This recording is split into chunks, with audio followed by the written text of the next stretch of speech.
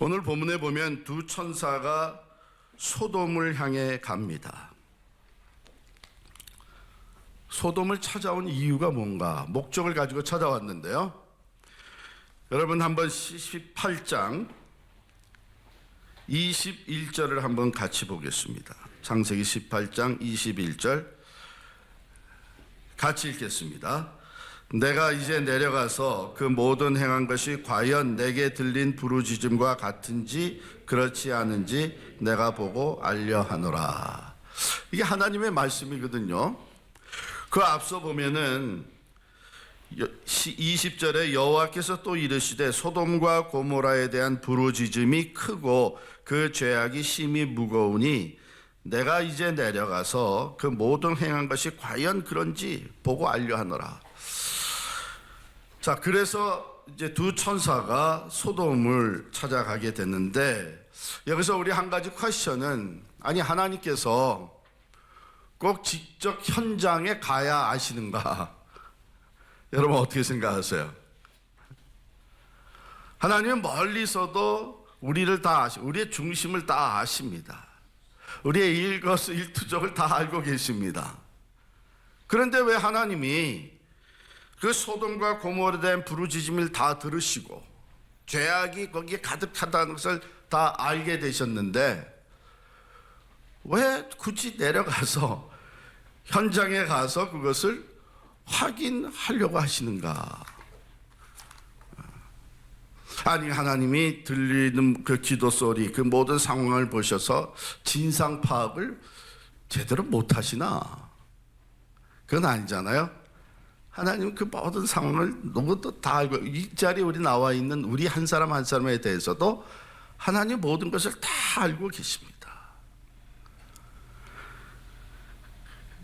그러면 여기서 내가 직접 가서 그것을 보고 알려하노라. 이 말씀은 무슨 말씀이냐 하면 하나님께서 한 번 기회를 더 주시는 거예요. 여러분 보세요. 죄를 범한 사람에 대해서 모든 조사를 다 했습니다. 사전 조사가 다 됐고 증거물을 다 확보를 했습니다. 이건 뭐 누가 봐도 100% 사람이 죄를 진 거예요. 그거 가지고 그냥 처벌하지 않습니다. 이제 본인을 만나가지고 자백할 수 있는 기회를 줍니다. 그렇죠? 이게 이런 것이 사실이냐? 이런 일을 했느냐? 여러분 그래가지고 본인이 결국은 자백을 하게 되면 그것이 가만히 됩니다. 그러나 끝까지 자기가 안 그랬다고 고집하게 되면 그 형벌은 더 무거워집니다. 지금 하나님께서 천사들을 보내서 소돔과 고모라에 직접 들어가신 것, 그것은 정말 진상을 살펴보시고 판단하려고 하는 것이 아니라 심판하시기로 마음을 작정을 했어요. 그래서 그 하나님의 계획을 아브라함에게 얘기를 했습니다. 내가 소돔과 고모라를 심판하려 하노라. 그랬더니 아브라함이 간절하게 기도했잖아요. 중보하잖아요. 거기 그 성성에 50명이 있으면, 아니 그것도 혹시 안 될 수 있으니까 45명, 40명, 30명, 20명, 10명까지 내려가면서 하나님 10명의 의인이 있다면 그 의인들을 다른 이 사람들과 함께 멸하시겠습니까? 그 의인들을 봐서라도 10명의 의인들을 봐서라도 구원해 주시지 않으시겠습니까? 그러나 이런 대화와 중보 기도가 하나님과 아브라함 사이에 오고 갔습니다. 그건 뭐냐면 이미 하나님께서 소돔 고모라를 멸하시려고 작정을 하셨습니다. 그리고 두 천사를 거기에 들여보낸 것은 다시금 기회를 주시는 거예요. 그 천사들을 잘 영접하고 그 천사들을 통해서 하나님의 임박한 심판에 대해서, 진노에 대해서 말씀을 듣고 자복하고 회개해서 하나님께 자비와 긍휼을 구할 수 있는 기회를 주신 거예요. 그때 우리가 회개하고 돌아오게 되면 하나님은 자비와 긍휼로 우리를 받아주십니다. 그러나 끝까지 죄로 치닫게 되면 결국은 하나님의 진노가 임할 수밖에 없는 것입니다. 바로 그런 목적으로 두 천사가 소돔으로 찾아 들어갔습니다. 그때 롯이, 아브라함의 조카 롯이 소돔성 도성 입구에 앉아 있었습니다. 이 성읍 입구에 앉아 있는 것은 다름이 아니라 바로 그 지역이 하나의 그 커뮤니티 센터 같이 사람들이 서로 만나서 대화하는 것이고, 또 새로운 인포메이션을 전달하는 것이고, 그리고 공중 앞에서 재판하는 것이고 그렇습니다. 그래서 그 커뮤니티의 리더들이 바로 그 성읍 입구에 앉아 있곤 했었던 것이죠.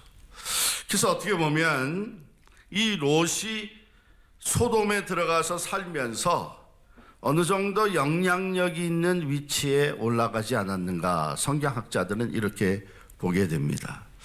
자, 그렇다면 소돔이라고 하는 죄악된 성에서 어느 정도 인정을 받고 영향력 있는 자리에 올라가기까지는 이런저런 면에서 타협을 해야만 했었을 거예요. 우리가 세상을 살아봐서 알잖아요. 우리가 사회에서 인정받고 영향력 있는 위치에 올라갈 때는 여러 가지, 참 때로는 내가 가지고 있는 신앙 가치관에 맞지 않고 하나님의 말씀에 거슬리는 것임에도 불구하고 컴프로마이즈 하는 일들이 생깁니다. 왜? 그거 하지 않으면 사람들이 우리를 제외하는 거예요. 소외시키는 거예요. 자, 이것이 우리 신앙인들의 갈등이죠. 아마 롯도 그러한 삶을 살아지 않았나. 그러나 롯이 그 두 천사가 들어오는 것을 보면서 구체적으로 여기 명시가 되어 있는데 환대를 합니다. 1절 보면 성문에 앉아 있다가 그들을 보고 일어나 영접하고 땅에 엎드려 절하며 이르되 내 주여 돌이켜 종의 집으로 들어와 발을 씻고 주무시고 일찍이 일어나 갈 길을 가소서. 그들이 사양을 합니다. 아니라 우리는 거리에서 밤을 새우리라. 노숙하겠다는 것이죠. 그랬더니 롯이 간청하며 그제서야 돌이켜 그 집으로 들어오는지라 롯이 그들을 위하여 식탁을 베풀고 무교병을 구우니 그들이 먹으니라. 여기에 비춰진 롯의 모습은 어떤 모습입니까? 18장에 있었던 아브라함의 모습과 비슷하죠. 아브라함이 바로 이 세 천사를, 그 중에 성경학자들은 셋 중에 한 사람은 하나님이 육신을 입고 오신 것이고 두 사람이 하나님의 그 심부름을 하는 천사였다, 이렇게 해석을 합니다. 근데 소돔으로 들어갈 때는 하나님은 아브라함과 대화하고 계시고 두 천사가 들어간 것이죠. 어쨌든 그때에 아브라함이 그 세 천사를 환영을 합니다. 대접을 합니다. 그와 마찬가지로 롯도 이 두 천사를 아주 흔쾌히 환대를 해요. 자, 여기서 보는 롯의 모습은 바로 그런 죄악의 도성 소돔에 들어가 살고 있었지만 참 이 기본적인 자기의 몸에 배어 있는 나그네를 대접하는 일, 이것은 유지하고 있었다 하는 것을 우리가 보게 됩니다. 성경에 보면요, 여러분 한번 히브리서 13장 한번 찾아볼까요? 1절 2절입니다.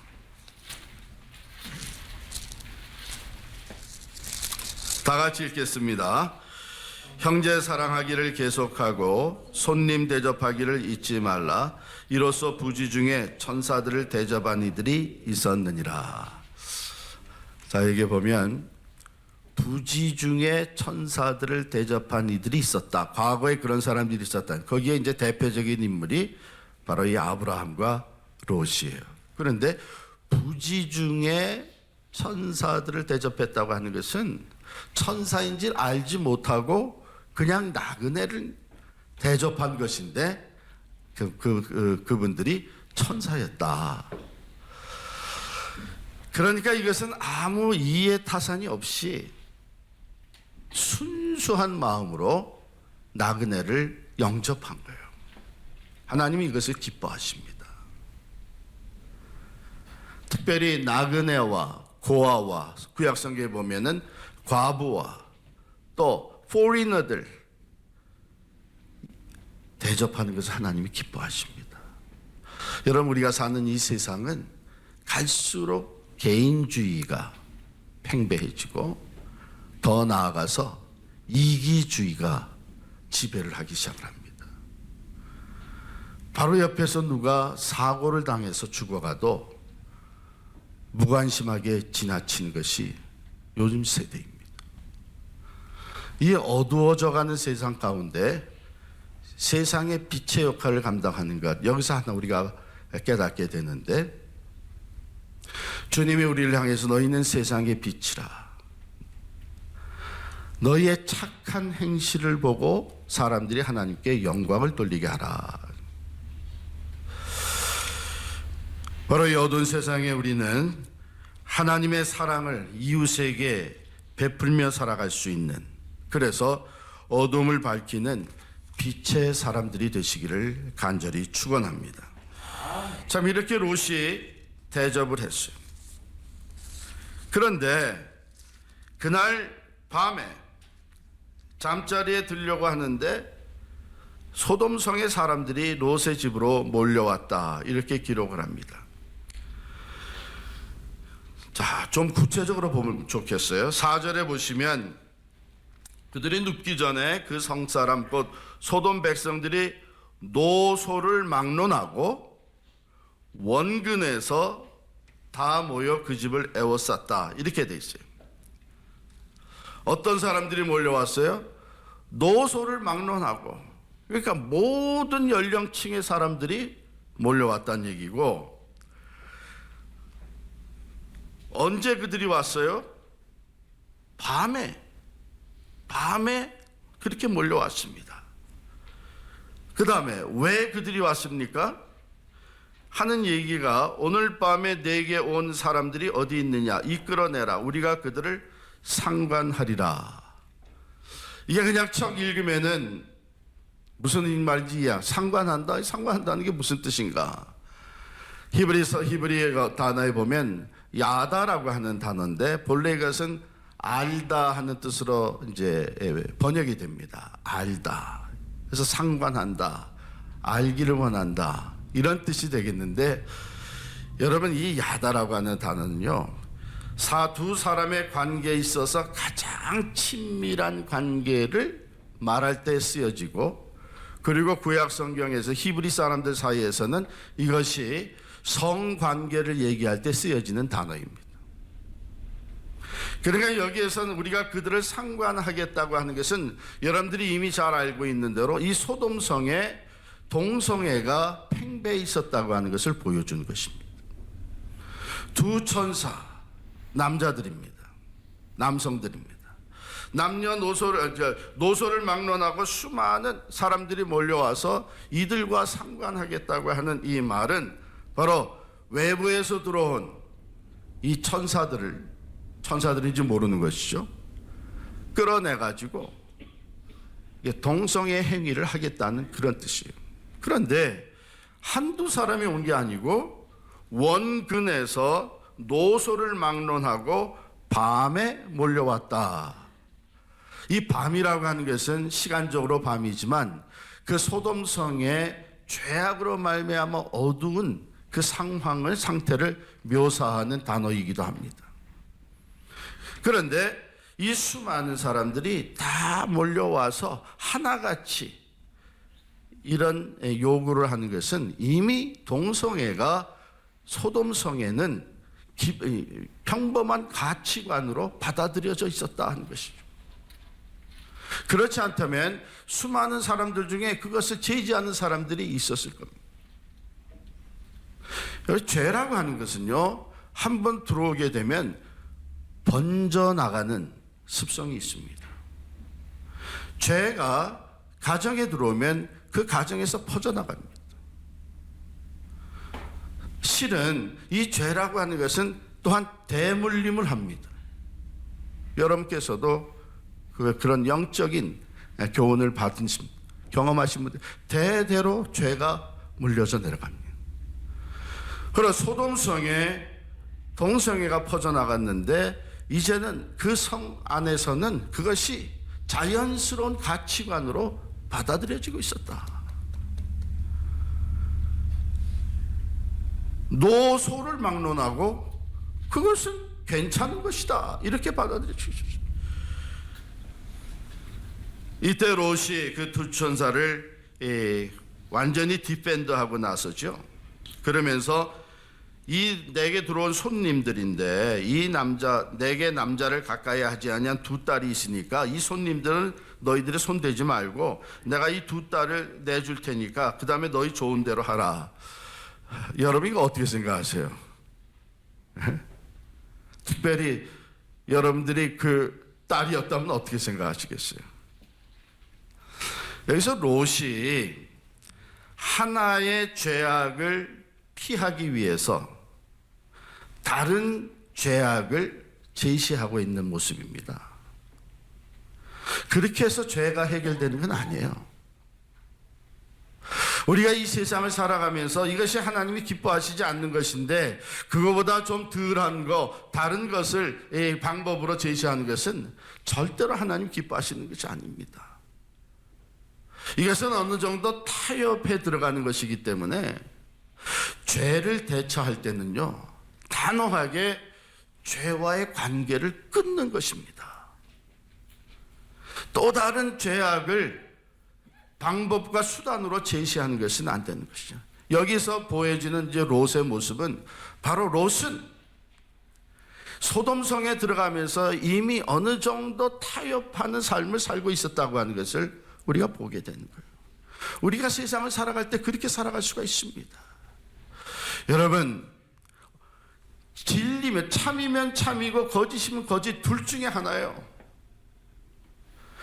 80%는 참이고 20%는 거짓이라면 그건 거짓인 겁니다. 그런데 우리가 세상을 살아갈 때에 그것을 선을 긋지를 못할 때가 참 많습니다. 그런데 아까 제가 말씀드린 대로 그 선을 긋지 못하면 그 다음엔 죄는 20%에서 30%로 40%에서 60% 번져가게 돼 있습니다. 그래서 하나님은 우리에게 뭐라고 말씀하시는, 너희는 악은 모양이라도 행치 마라 그랬어요. 흉내라도 내지 말라 그런 거예요. 그 죄가 가지고 있는 파급 효과를 하나님은 알고 계신 거예요. 그래서 우리가 어려서부터 우리 자녀들에게 진리 가운데서 행하는 것을 잘 가르쳐야 되는데, 자, 이렇게 할 때에 다행스러운 것은 천사들이 나서서 롯을 보호합니다. 이 사람들이 내가 이제는 우리의 법관 노릇을 하려고 하느냐 하면서 롯에게 대항하라고 마구 달려들어서 그 집문을 부시고 들어오려고 하니까 두 천사들이 롯을 끌어들여서 집문을 닫고 문 밖에 있는 무리들을 모두가 다 눈을 어둡게 해서 방향을 잃어버리게 만듭니다. 혼돈 상태에 빠지게 만들어집니다. 그리고 그 다음날 두 천사는 롯의 가족들, 따라오는 가족들, 롯과 두 딸, 그리고 롯의 부인을 데리고 그 도성을 빠져나옵니다. 물론 나중에 롯의 아내는 아직 미련을 버리지 못해가지고 뒤를 돌아보다가 하나님께서 그 소돔 성을 유황불로 심판하실 때에 소금 기둥으로 변하게 됩니다.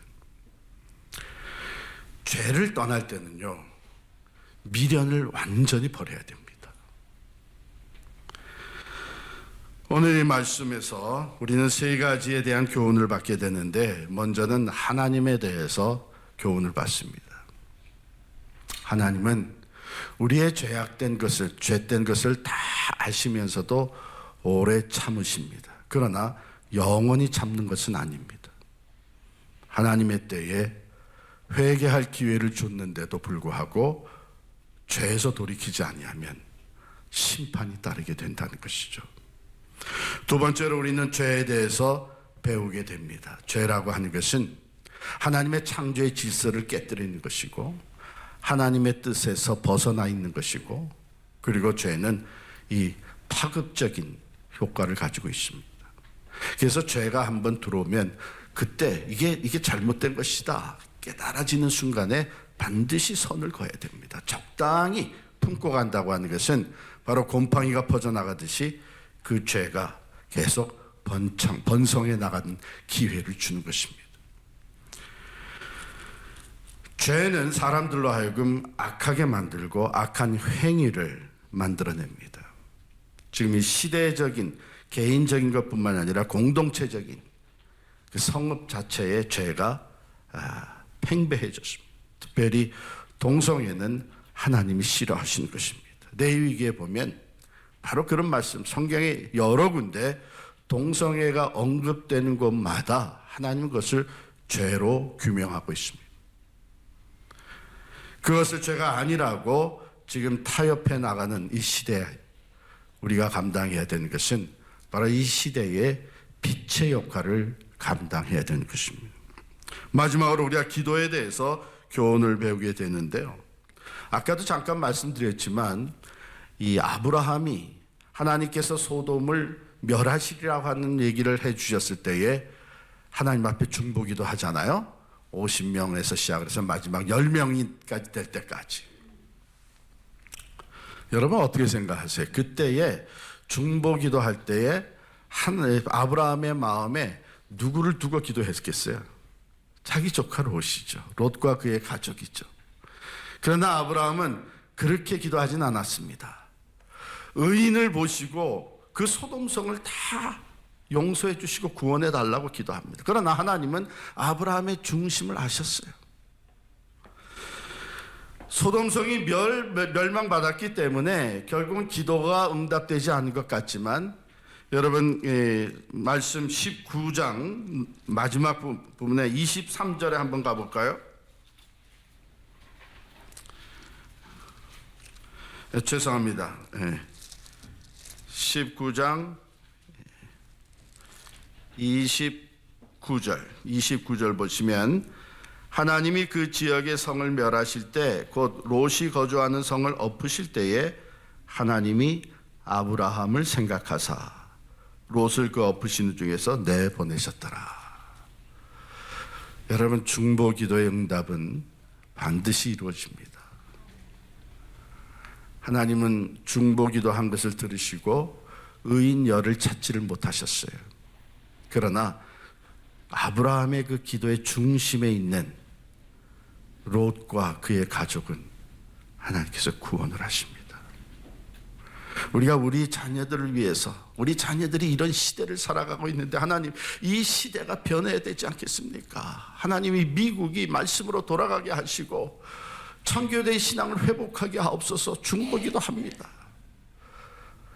하나님께서 그 기도를 그대로 응답해 주실지 않으실지, 이 시대가 어떻게 변해갈지 우리는 알 수 없습니다. 그럼에도 불구하고 우리가 기도할 때에 하나님은 이 시대가 하나님 앞으로 돌이키지 못한다고 할지라도 우리의 마음의 중심을 보시고 이 시대를 살아가는 우리 자녀들에게는 구원을 베풀어 주십니다. 왜? 우리 세대도 힘든데 우리 자녀들 세대 신앙생활가 얼마나 어렵겠는가, 이런 마음을 가지고 안타깝게 하나님 이 사회를, 이 나라를 회복시켜 주십시오 기도할 때에 혹 이 나라가 하나님께 돌아가지 않는다고 할지라도 하나님 우리 중심에 있는 마음을 아시고 우리 자녀들에게 구원을 베풀어 주실 줄을 믿습니다. 오늘 말씀을 통해 주시는 하나님에 대한 교훈, 죄에 대한 교훈, 또 기도에 대한 교훈을 우리가 가슴에 새기고 이 시대를 살아갈 수 있기를 간절히 축원합니다.